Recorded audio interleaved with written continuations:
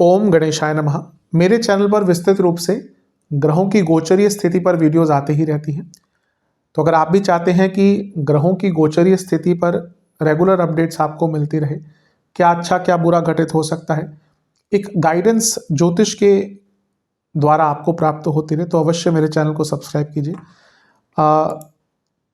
जिन लोगों ने सब्सक्राइब किया और कुछ लोगों को नोटिफिकेशंस नहीं आती कभी कभी कहते हैं, तो आप सब्सक्राइब वाले ही बटन के साथ ही ऑल नोटिफिकेशंस को इसको ऑन कर सकते हैं, जिससे आपको सारी नोटिफिकेशंस आएंगी।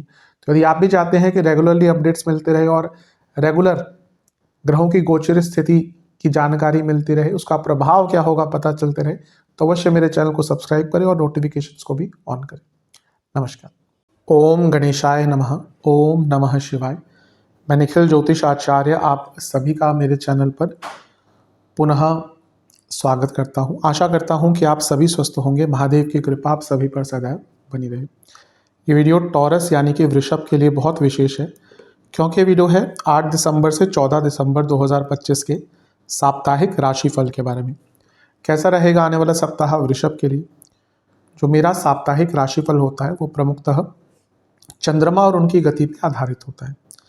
चंद्रमा बहुत विशेष ग्रह है, लेकिन जब हम साप्ताहिक राशिफल की बात करते हैं तो पहला तो उनकी तेज गति, 2.25 से 2.5 दिन में राशि बदल लेते हैं। फिर उनका मन का कारक होना और उनकी एक क्वालिटी की वजह जिस भी भाव राशि ग्रह आदि के साथ अपने गोचर में संबंध संपर्क कायम करते हैं, उनको बहुत एक्टिवेट कर देते हैं। इन सभी कारणों से चंद्रमा का जो गोचर होता है वो बहुत विशेष हो जाता है। चंद्रमा के गोचर के कारण हमारे मन मस्तिष्क, स्वभाव, विचार, सोचने के तरीके, दृष्टिकोण, हर चीज़ पर बहुत डायरेक्ट इम्पैक्ट पड़ता है। इसीलिए इसको समझने के लिए साप्ताहिक राशिफल की विशेषता बढ़ जाती है। इस अंधकारमय जीवन में, अनिश्चिततापूर्ण जीवन में ज्योतिष एक मात्र विद्या है जो हमें थोड़ा रास्ता दिखाती है। हाँ, राशिफल एक सामान्य आधार पर ही दिए जाते हैं, किसी व्यक्ति का पर्टिकुलर कुंडली विश्लेषण नहीं हो सकता, लेकिन एक जनरल गाइडेंस के लिए, डूज एंड डोंट्स के लिए बहुत उपयोगी होते हैं। यदि आपकी लग्न राशि या चंद्र राशि वृषभ है, दोनों ही गाइडेंस के लिए इस राशिफल को देख सकते हैं। जहाँ से सूट और रिलेट आपको ज़्यादा करता है वहाँ से देखिए। व्यक्तिगत तौर पे मेरा मानना है लग्न से देखेंगे तो अच्छा, इनकेस नहीं पता है तो चंद्र राशि से भी इसको देख सकते हैं। शुरू करते हैं। चंद्रमा आपके तीसरे भाव में आ जाएंगे। 7 तारीख की शाम को ही आ चुके होंगे और 8 दिसंबर को यहीं पे रहेंगे और 10 दिसंबर सुबह के 3 बजे तक यहीं पर रहेंगे। तीसरे घर के चंद्रमा बहुत अच्छा रिजल्ट देते हैं। यहाँ पे स्वराशि के हैं तो और भी बली हो गए। कुछ स्टार्ट करना चाहते थे, अपने आप को व्यक्त करना चाहते थे, अपने कम्युनिकेशन पर काम करना चाहते थे, कोई यात्रा स्टार्ट करना चाहते थे, कुछ प्लानिंग करके बैठे हैं उसको इनिशिएट करना चाहते थे, कुछ रिस्क लेना चाहते थे, इन सभी चीज़ों के लिए हफ्ते का जो शुरुआती भाग है काफ़ी अच्छा दिख रहा है। यहाँ पर मंगल का प्रभाव भी है जो विपरीत राज्यों को बनाकर बैठे हैं। ये विपरीत परिस्थितियों से आपको अपनी प्रॉब्लम से निकलने का मौका देंगे। तो ये जो हफ्ते का शुरुआती भाग है ये आपके लिए काफ़ी श्रेष्ठ दिख रहा है।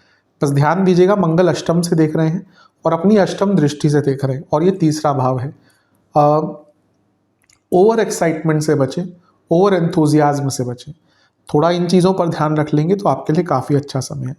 लेकिन जैसे मैंने कहा, एक उत्साहपूर्ण, एक सकारात्मक और एक गतिमान स्टार्ट हफ्ते का दिख रहा है। नवांश कुंडली कह रही है कि अपने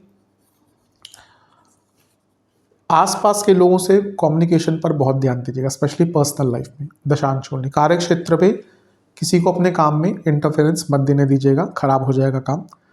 बिजनेस में बहुत आइडियाज़ आएंगे, उसका उपयोग कीजिएगा।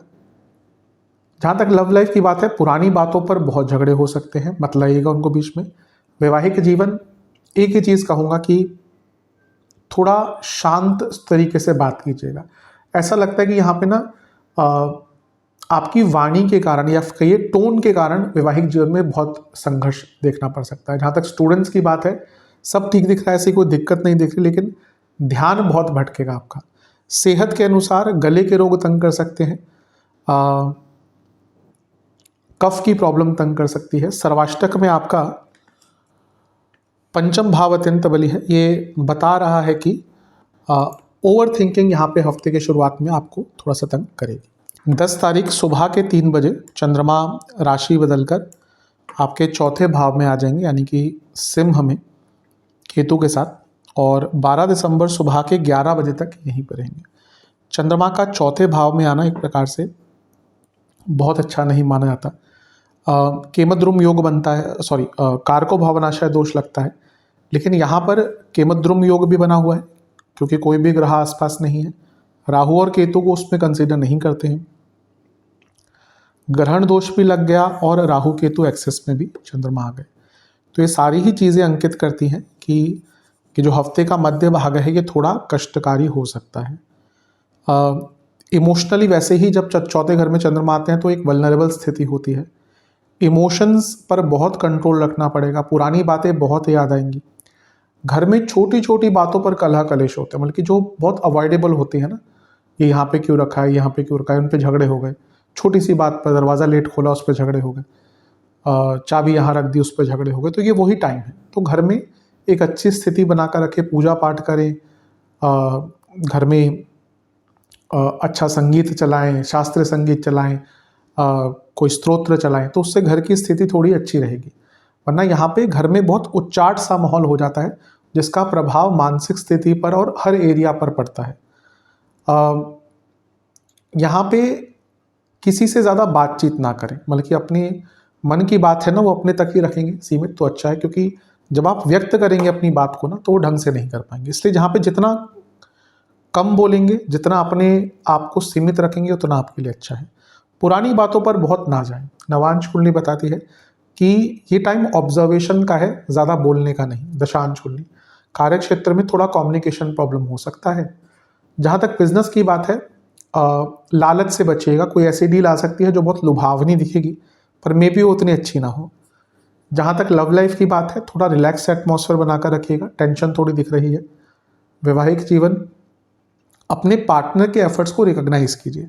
कभी कभी क्या होता है ना, हम आफ्टर अ सर्टेन पीरियड हम अपने पार्टनर की चीज़ों को, अगर वो कुछ स्पेशल भी हमारे लिए करते हैं, हम उसको बहुत फॉर ग्रांटेड लेते हैं।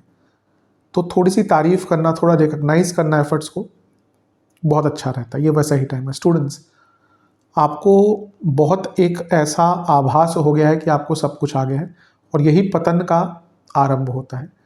जिस व्यक्ति को लगता है ना कि उसको सब कुछ आ गया, उसका पतन आरंभ हो गया। तो यहाँ पे थोड़ा सा ओवर कॉन्फिडेंस आ रहा है, इस पर कंट्रोल कीजिए। सेहत की जहाँ तक बात है, breathing issues, infections, respiratory problems बहुत तंग कर सकती है। इंडिया में ही रहते हैं तो स्पेशली बच के रहें, क्योंकि जो हमारे देश की मेजर सिटीज़ है उनका हाल AQI लेवल इतना बुरा है। तो अगर आपको ऑलरेडी ऐसे इश्यूज़ हैं तो बच के रहें। किसी बाहर अच्छे जगह पे रहते हैं जहाँ पे AQI बहुत अच्छा है तो अलग बात है, लेकिन यहाँ पे तो अगर आपको ऑलरेडी ऐसे इश्यूज़ हैं तो इस टाइम पे बहुत ध्यान दें। सर्वाष्टक के हिसाब से आपका भाग्य स्थान बली है। ये बता रहा है कि छोटी मोटी जो प्रॉब्लम्स आएंगी उससे निकलने का आपको एक अवसर यहाँ पे प्राप्त हो जाएगा। 12 दिसंबर सुबह के 11 बजे चंद्रमा आ जाएंगे आपके पंचम भाव में, यानी कि कन्या में, और सप्ताह के अंत तक यहीं पर रहेंगे। चंद्रमा का पंचम में आना वैसे ठीक होता है। तीसरे घर के स्वामी जब पंचम में आते हैं तो व्यक्ति को थोड़ा अपनी प्लानिंग को इम्प्लीमेंट करने का मौका मिलता है। गुरु से केंद्र में है तो गजकेसरी योग भी बन रहा है टेक्निकली, तो ये भी ठीक है। और आपके योग कारक शनि की दृष्टि भी है, तो तीसरे घर के स्वामी पर जब योग कारक ग्रह की दृष्टि पड़ेगी तो बिगड़े काम या अटके काम पूर्ण हो सकते हैं। तो हफ्ते का अंतिम भाग थोड़ा प्रोडक्टिव दिख रहा है, लेकिन केमद्रुम योग अभी भी बना हुआ है और शनि का प्रभाव, शनि भले ही योग कारक है लेकिन शनि तो शनि है, तो वो विषदोष भी बनाते हैं। तो यहाँ पे थोड़ा ना डिप्रेसिव फीलिंग आ सकती है, कभी कभी थोड़ा सा डिप्रेशन, थोड़ी डिप्रेसिव फीलिंग्स आ सकती है। कभी कभी व्यक्ति यहाँ पे बहुत ग्लानि की भावना में चले जाता है और अपने आप को हर चीज़ में कसूरवार ठहराना शुरू कर देता है। तो इन भावनाओं से, इन इमोशन से अपने आप को थोड़ा सा दूर रखिएगा। जिन पंचम में है तो जिनको भी अपना इष्ट मानते हैं, जिनकी जो भी आपके आराध्य हैं, उनकी पूजा पाठ करें तो इस सबसे निकलने का मौका मिलता है। नवांश कुंडली बताती है हर चीज़ पर रिएक्ट नहीं कीजिएगा। दशांश कुंडली कार्य क्षेत्र में थोड़ा सा आपको पॉजिटिव रहना पड़ेगा। कुछ लोग दबाने की कोशिश करेंगे आपको। बिजनेस में एक फ्लो दिख रहा है, बहुत अच्छा टाइम है, एक फ्लो के साथ काम होगा। लव लाइफ ठीक है, सब कुछ अच्छा है। ओवर एक्सपेक्टेशन मत रखिएगा, वो इस अच्छे समय को ख़राब कर देती है। कभी कभी ओवर एक्सपेक्टेशन ना रिश्तों को ख़राब करती है। हमें एक्सेप्टेंस लानी चाहिए एक्सपेक्टेशन के बजाय। ये मैं कई बार इस चीज़ को बताता हूँ। वैवाहिक जीवन, कोई बड़ा डिसीजन मत लीजिएगा, अगर प्रॉब्लम भी चल रही है तो थोड़ा सा थम जाइए। स्टूडेंट्स, पेशेंस रखिएगा, हफ्ते का अंतिम भाग आपकी पेशेंस को टेस्ट करेगा। जहाँ तक सेहत की बात है, एंजाइटी, पेट के रोग और नसों की प्रॉब्लम तंग कर सकती है। सर्वाष्टक में आपका पंचम भावी बली है। ओवर थिंकिंग तो हफ्ते के अंत में रहेगी। उपाय के स्वरूप में आपको गौरी चालीसा का एक बार पाठ करना है और हो सके तो पार्वती माता और महादेव का गंगा जल से अभिषेक करना है।